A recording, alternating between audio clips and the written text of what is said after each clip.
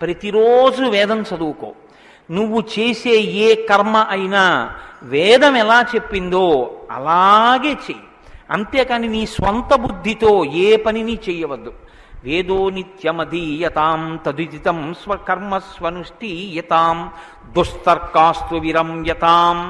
ఈశ్వరుడు నోరిచ్చాడు కదా అని నీ చిత్తం వచ్చినట్టుగా వాదనలు చేయవద్దు. నువ్వు ఏది మాట్లాడినా శృతిశిరపక్షస్వనుష్ఠీయతాం.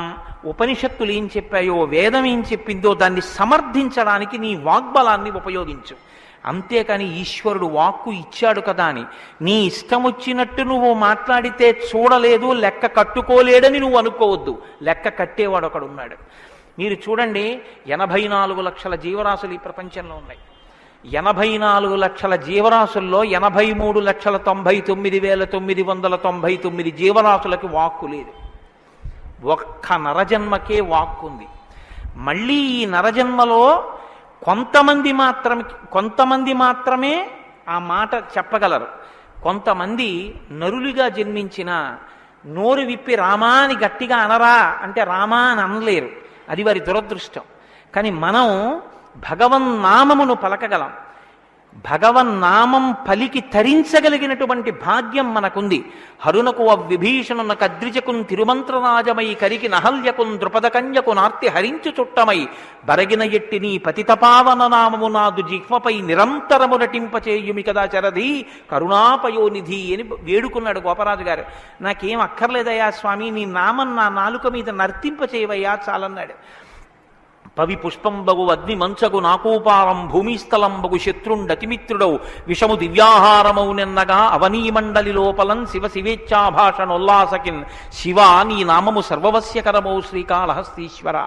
నాకు నీ శివనామం నా నాలుక మీద నర్తించాలని కోరుకున్నాడు ధూర్జటి.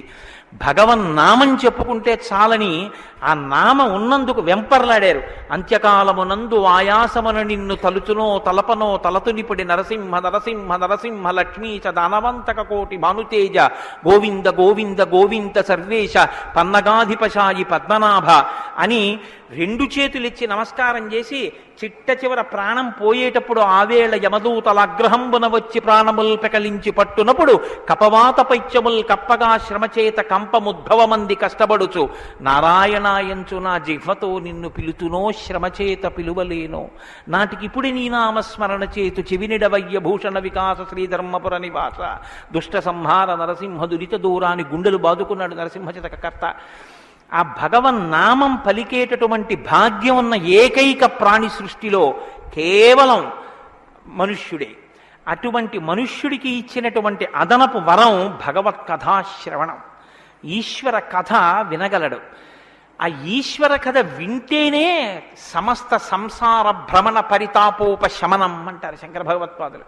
గలంతి శంభోత్వచ్చరిత చరిత కిల్బిషరజో దళంతి ధీకుల్యాసరతి పతంతి విజయతాం దిశంతి సంసార భ్రమణ పరితాపోపశమనం వసంతి మచ్చేతో హృదవు విశివానందలహరి అంటారు. సంసార భ్రమణ పరితాపోపశమన కారణమైనటువంటి భగవంతుని యొక్క కథాశ్రవణము చేసి నోటితో జుర్రుకున్నటువంటి పదార్థాలు సప్తధాతువులతో నిర్మింపబడిన ఈ దేహాన్ని పోషిస్తే భగవంతుని యొక్క కథని చెవులతో జుర్రుకున్నటువంటి వాడు మళ్ళీ పుట్టవలసిన అవసరం లేకుండా పునరపి జననం పునరపి మరణం పునరపి జనని జఠరే చయనం ఇహ సంసారే బహుదుస్తారే కృపయాపారే పాహి మురారే అని ఆ భగవన్నామామృతాన్ని చెవులలోంచి లోపలికి జుర్రుకున్నటువంటి వాడు పునరావృత్తి రహిత శాశ్వత శివ సాయుధ్య స్థితిని పొందగలుగుతున్నాడు. ఇటువంటి భాగ్యం కలిగినటువంటి ప్రాణి మనుష్యుడు.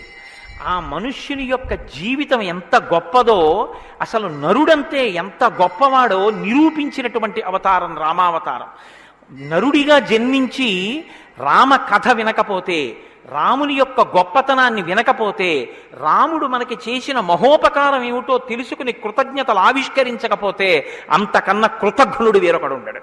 నేను ఈ మాట ఎందుకు అంటున్నానో తెలుసా అండి? రావణాసురుడు వరాలు కోరుకున్నాడు బ్రహ్మగారిని. అందరినీ అడిగాడు, ఒక్క నరవానరులను వదిలిపెట్టాడు. ఎందుకు వదిలిపెట్టావని బ్రహ్మగారు అడగలేదు, తానీ చెప్పుకున్నాడు.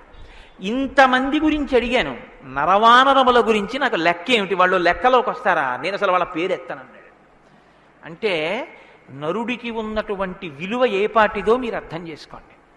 రావణాసురుడున్న కాలంలోనేగా రాముడున్నాడు.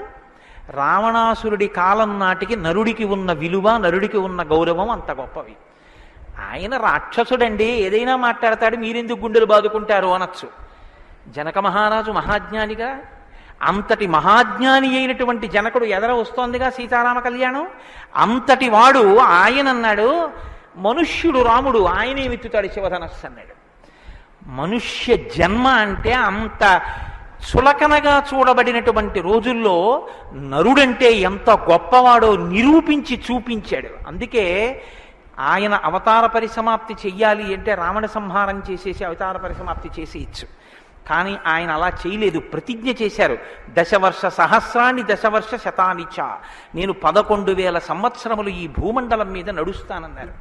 దేని కొరకు అంటే 11,000 సంవత్సరములు నేను ఈ భూమి మీద ఉండి భార్యాసహితుడనై బిడ్డల్ని కని ధర్మాన్ని అనుష్ఠించి ఒక నరుడు ధర్మాన్ని పట్టుకుంటే ఎంత గొప్పవాడు కాగలడో నిరూపిస్తానన్నాడు రాముడు.